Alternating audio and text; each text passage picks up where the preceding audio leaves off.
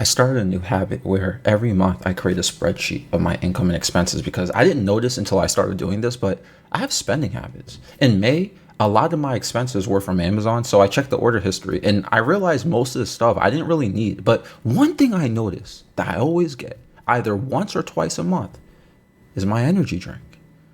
And I've hyped up Gorilla Mine before. This is my go-to still to this day. I don't like Red Bull, Monster, or anything else. Celsius is nice, but it doesn't give me the feeling of Gorilla Mine. Gorilla Mine makes me feel like I'm on Adderall, and it makes me work like I'm on Adderall. It will also keep me up for like 18 plus hours. Now, obviously, this isn't good for your health, right? But this is a habit that started truly last year when I got out the psych ward because the medication that they put me on, the antipsychotics and the antidepressants and some of the mood balancer thingy, it always made me feel tired. Like I would always want to go to sleep. Not only that, but it made me hungry all the time. And I started to overeat due to it. And that isn't a good combination where you only want to eat and sleep because that's going to get you fat. And I remember I went up to 135 pounds to 170. Now I was underweight, but like, listen, that's all fat, no muscles. It's funny because I'm off my medication now, right? Have been for a while. And I'm still hooked on energy drinks. And that's how it all started though. And it made me really think. I'll put some pictures up on the screen to explain this, if just in case you don't know what I'm talking about. But you ever seen those memes of the BPD demons or quote mental illness memes where people are like holding an energy drink? It's always Monster, it feels like. Like this is an aesthetic. Like it's funny because of course goths love Monster. Scene girls and sad boys like energy drinks. You know, you always got it. You know, people with bipolar or BPD often deal with fatigue and tiredness from meds or sleep issues or depression episodes, even if they're off meds. Like, you don't even need to have some sort of mental health label. You guys know how it is when you go through an episode of depression or high levels of stress or anxiety, you don't be sleeping. Or if you do sleep, you sleep too much because you're always tired. So when it's time to actually go outside and handle obligations that you have, you can't just be sleeping through all of it, right? Like you need to end up drowning yourself out with a heavy stimulant. Caffeine is a stimulant and it does give you that dopamine benefit. Adderall sort of mimics that too. Your low natural dopamine drives crave for boosts.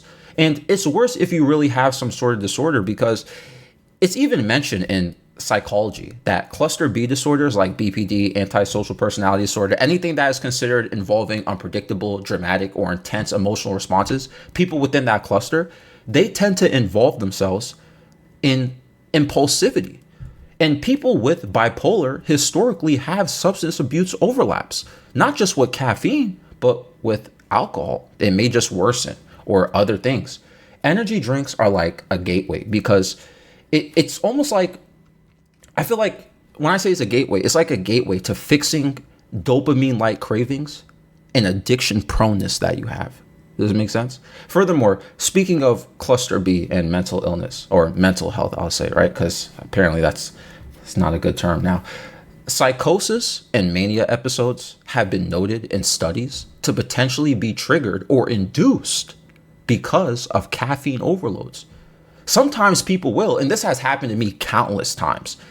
I'm even aware when it activates too. But sometimes energy drinks will fuel psychotic episodes or manic episodes with me. Like Gorilla Mind does it really good for me. And that's why I keep going with it. Again, other energy drinks don't hit for me the same. But when I feel those nootropics, which are designed to make your brain articulate faster, and then the heavy caffeine from the Gorilla Mind, I'm like all over the place. But I'm like working like a robot, so intense. So, you know, it's like, and maybe other people listening can attest to that feeling here. And even though this is like a meme and everything, right? Oh, they got the energy drink, the Monster energy drink, ha ha ha ha. Well, we sometimes don't take the health concern serious. Like I'm clearly very dependent on it, but let's not think about what it just does to my body physically. Think about what that's doing to my body, like, you know, like psychologically too. If I go a day without it, I'm so tired, right? But it's fine on days I don't have obligations or work to do. I don't mind sleeping extra to account for everything. But like, come on, cuz.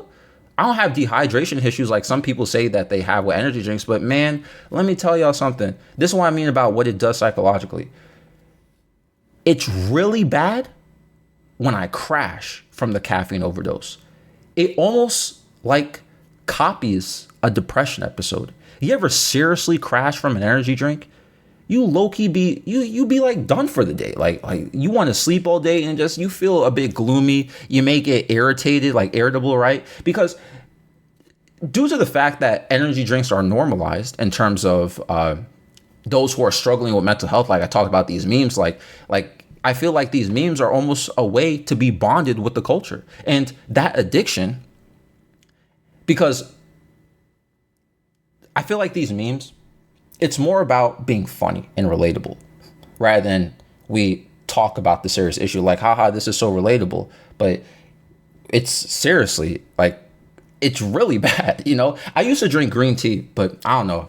I got to get back onto it because obviously it doesn't hit the same. Stoicism would actually have a good answer or way of thought related to this, where it emphasizes we have to control what we can, like your habits, because that's the way to find true freedom. We have to sometimes dissect the unexamined life, meaning our unexamined lifestyle habits. Some people, like myself, we may chug an energy drink almost like we're thirsty.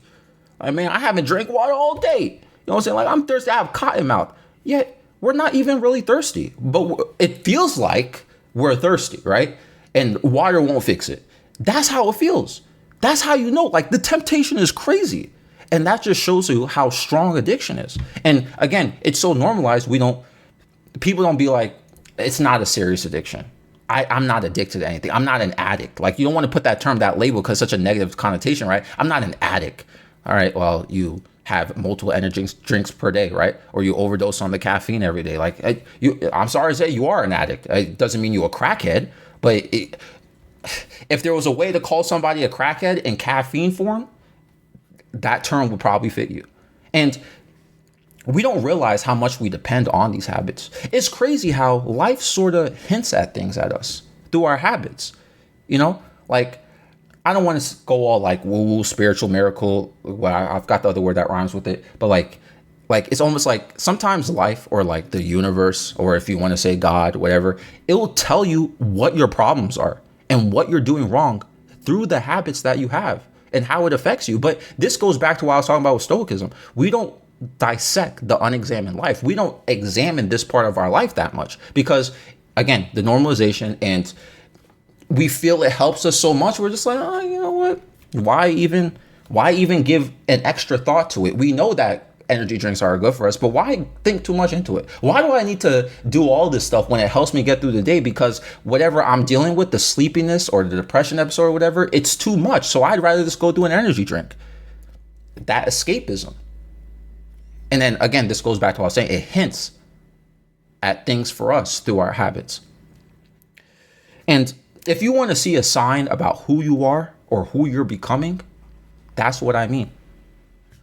Some of the habits or addictions,